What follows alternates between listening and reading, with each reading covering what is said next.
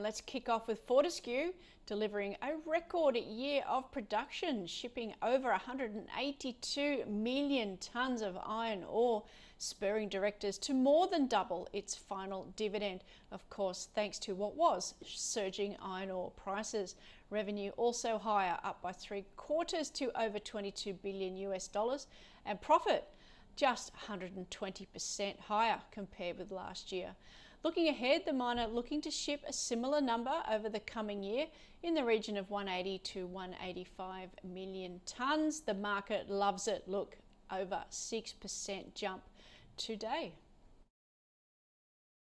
Like resources stock because it's predictable.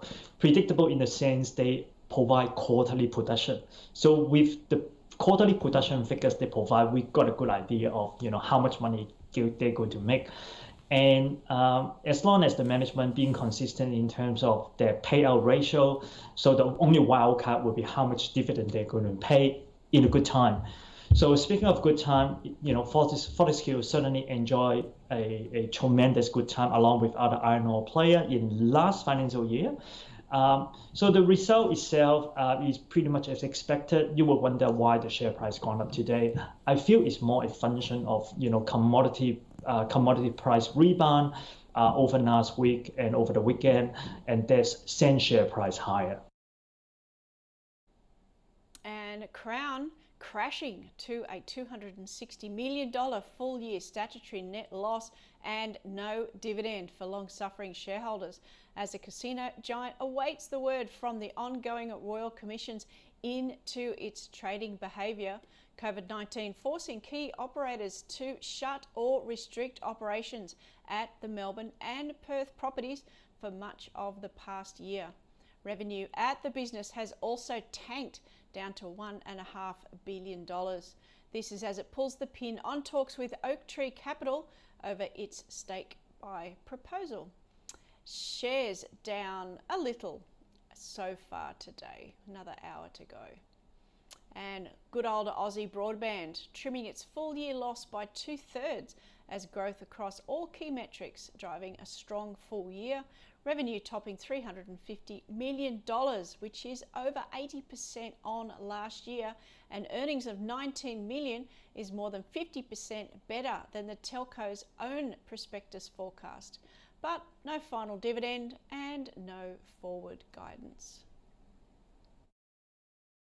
The guidance side of things is tricky. One of the key risks, I guess, in this business is NBN pricing and how they measure the usage component, which is known as CVC, and that sort of dictates essentially how much margin we can make on these services. And so there's a lot going on in that space with lockdowns happening in Victoria and New South Wales. Still, that drives up usage, which drives up CVC costs.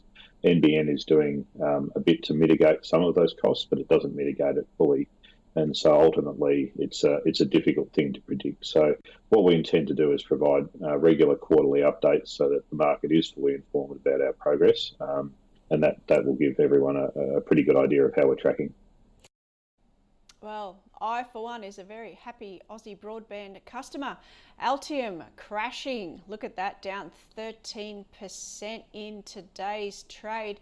That is despite meeting its own revenue guidance, and full year profits jump 3.5 times last year's return. It's also paying out a 21-cent dividend, but only partially franked.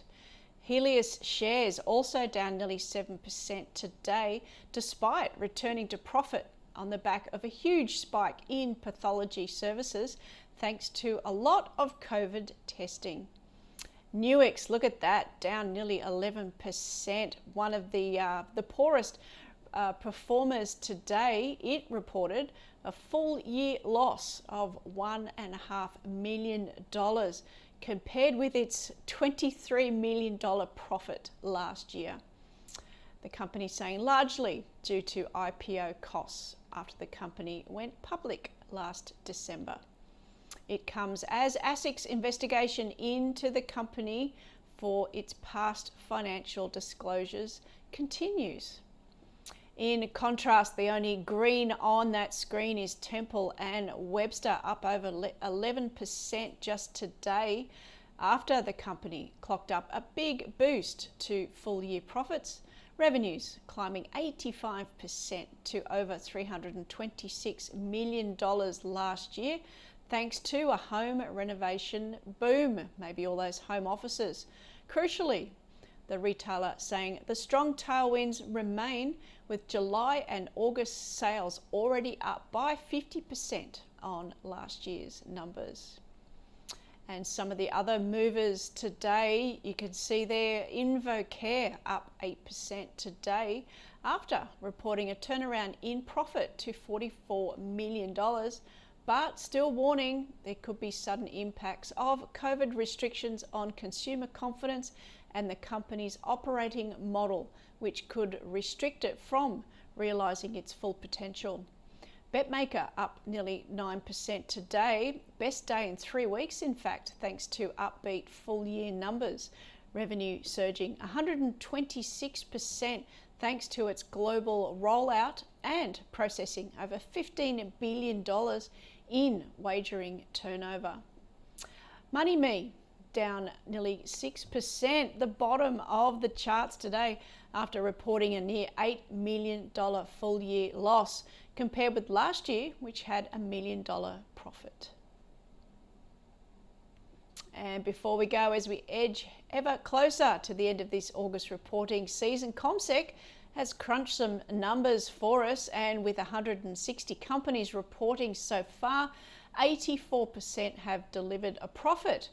Now, that sounds like a good number, but that's actually lower when compared to the long run average. Craig James dubbing this period good, but not the best. Those companies that are reporting earnings, they're either recording bigger profits or smaller losses. So 73% of companies have lifted profits. The longer term average is 60%. Now, that is all important because it means that companies have got so plenty of dollars to play with in issuing dividends, and indeed that's what they've done. We've calculated that something like $34 billion is going to be paid out over the next couple of weeks by Australia's bigger companies, the ASX 200 companies. Now we've only been tracking this in terms of our aggregate dividends for a couple of years, but so it's well and truly so well above anything that we've seen before. Usually over the earnings season, you get $20-30 billion in terms of dividends. We've got 34, and that's because a lot of companies are reporting not only their normal dividends, but special dividends as well. Then we've got to talk about buybacks, something like $15 billion in buybacks. And then we've got some takeover activity that could see some dollars going back into people's accounts as well. So it has been a pretty good season. We wouldn't say it's the best season that we've seen. You go back to 2016-17, we've got some better results there.